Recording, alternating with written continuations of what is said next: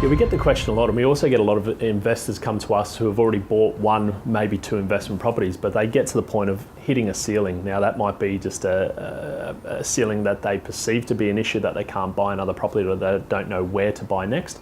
Or secondly, it might actually be that they've cashed themselves or priced themselves out of the market, or they don't necessarily know the levers that they can pull to therefore re-enter the investment property market to buy that next property and their further investment properties to achieve their objectives. And things that we try to talk about when we first sit down with clients who are probably at the point of maybe already bought one, maybe two properties, but feel like they don't know what, where or how for the next property is, again, going back to what are you buying these properties for?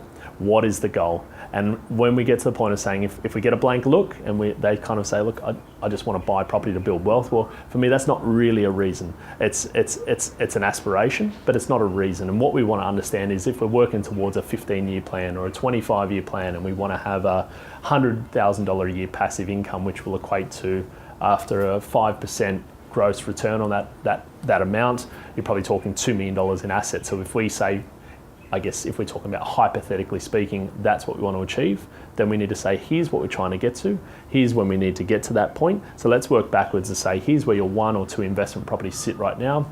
Let's understand your cash flow, let's understand your borrowing capacity, let's understand your equity position, and then let's talk about what asset really needs to be the right asset to buy as that next investment.